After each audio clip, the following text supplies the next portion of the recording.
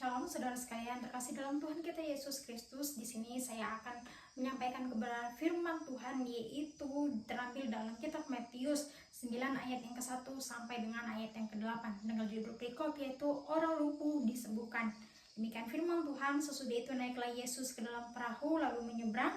Kemudian sampailah ia ke kotanya sendiri. Maka dibawa oranglah kepadanya seorang lumpuh yang terbaring di tempat tidurnya. Ketika Yesus melihat iman mereka, berkatalah ia kepada orang lumpuh itu, "Percayalah, hai anakku, dosamu sudah diampuni." Maka berkatalah beberapa ahli Taurat itu dalam hatinya, ia menghujat Allah. Tetapi Yesus mengetahui isi pikiran mereka lalu berkata, "Mengapa kamu memikirkan hal-hal yang jahat di dalam hatimu? Adakah kamu lebih mudah mengatakan dosamu sudah diampuni atau mengatakan bangunlah dan berjalanlah? Tetapi supaya kamu tahu bahwa dunia ini anak manusia berkuasa mengampuni dosa." Lalu berkatalah ia kepada orang lumpuh itu, "Bangunlah, angkatlah tempat tidurmu dan pulanglah ke rumahmu." Dan orang itu pun bangun lalu pulang. Maka orang banyak yang melihat hal itu takut, lalu memuliakan Allah yang telah memberikan kuasa sedemikian itu kepada manusia.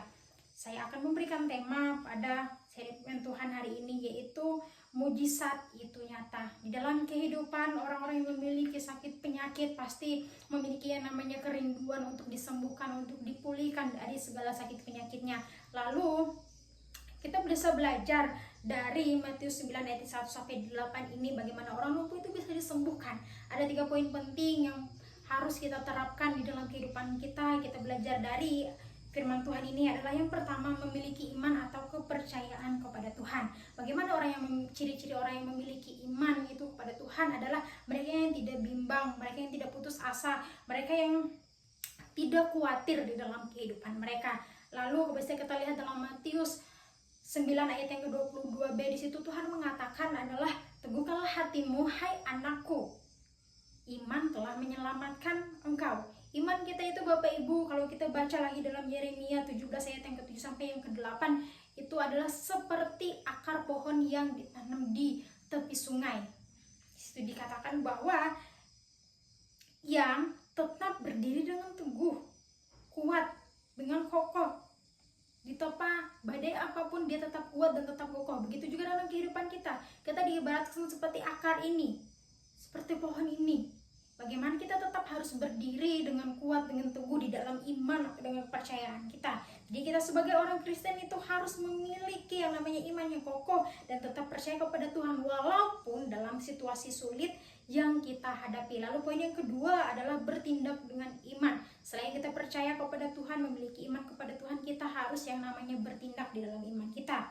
Seperti yang telah dilakukan oleh orang-orang ini yang mengangkat orang lumpuh ini datang kepada Tuhan Yesus. Nah, di situ juga dikatakan, kalau bisa kita lihat bagaimana kita bisa baca juga di dalam Matius 14 ayat yang ke-29, bagaimana Tuhan Yesus menguji imannya Petrus untuk datang kepada dia, dan Petrus ini berjalan di atas air.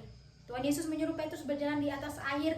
Lalu kalau Petrus tidak memiliki iman untuk percaya kepada Tuhan, maka dia akan tenggelam. Tetapi kalau Petrus mengikuti apa yang telah diarahkan Tuhan, di situ dia mengikuti apa yang telah dikatakan oleh Tuhan, maka dia bisa berjalan di atas air, datang kepada Tuhan, dia tidak tenggelam. Karena tujuan Petrus adalah untuk Tuhan, fokusnya adalah untuk Tuhan. Begitu juga dalam kehidupan kita. Jadi iman itu mengajarkan kita untuk berani melangkah di dalam kehidupan kita. Kita percaya kepada Tuhan walaupun di tengah tantangan apapun, kesulitan apapun, kalau kita datang kepada Tuhan dan fokusnya kita kepada Tuhan, itulah yang Tuhan mau di dalam kehidupan kita. Lalu poin yang ketiga adalah mendapatkan pengampunan dosa.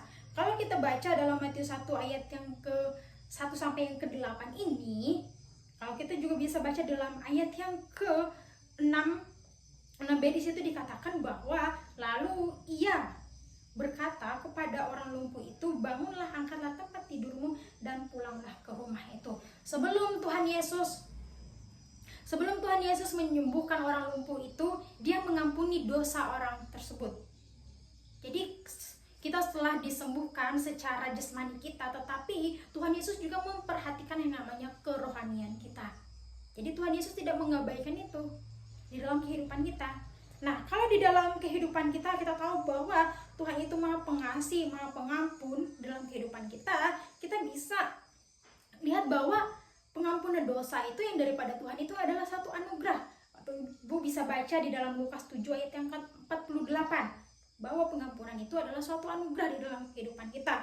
Lalu kalau kita bisa melihat lagi ilustrasinya adalah ketika seorang anak datang kepada orang tuanya, meminta ampun, meminta maaf datang kepada orang tuanya. Apakah orang tua itu akan mengampuni anaknya? Tentu, karena anak itu datang kepada mereka untuk meminta maaf, untuk meminta ampun. Dan orang tuanya itu memiliki kasih kepada anak-anaknya. Begitu juga dengan kita sebagai umat Tuhan. Jika kita datang kepada Tuhan mengakui dosa, mengakui kesalahan kita, pasti Tuhan akan mengampuni kita sebagai orang yang percaya kepadanya. Nah, di dalam kehidupan kita bukan hanya fisik kita yang perlu kita perhatikan, tetapi kerohanian kita di dalam Tuhan itu harus kita perhatikan. Bagaimana kita telah belajar dari orang lumpuh ini, bukan hanya fisiknya yang telah disembuhkan, bahkan kerohaniannya juga diperhatikan oleh Tuhan. Kesimpulannya bagi kita adalah Kisah Matius 9 ayat 1-8 ini mengajarkan kita bahwa Tuhan masih melakukan yang namanya mujizat di tengah-tengah kita. Iman kepada Tuhan adalah tindakan nyata yang didasarkan pada iman, dan penerimaan pengampunan dosa adalah langkah-langkah yang memungkinkan kita untuk melihat mujizat Tuhan di dalam kehidupan kita, atau yang terjadi di dalam kehidupan kita. Tuhan tidak akan menyembuhkan tubuh, tetapi Dia terlebih dahulu memulihkan hati dan jiwa kita, memulihkan kehidupan kita, bahwa Dia menunjukkan bahwa Dia peduli secara menyeluruh di setiap aspek kehidupan kita. Jadi Bapak Ibu Saudara, kalau kita datang kepada Tuhan mengakui segala dosa dan kesalahan kita, mengakui kelemahan kita, maka Tuhan akan mengampuni kita. Kalau kita ada di dalam kehidupan kita mengalami sakit, penyakit, tujuan kita adalah datang kepada Tuhan. Kita harus memiliki iman yang teguh, iman yang kuat di dalam Tuhan. Kita percaya bahwa Tuhan mampu memulihkan setiap keadaan kita, mampu memulihkan kehidupan kita. Amin untuk kebenaran firman Tuhan. Demikian firman Tuhan yang dapat saya sampaikan. Tuhan Yesus memberkati.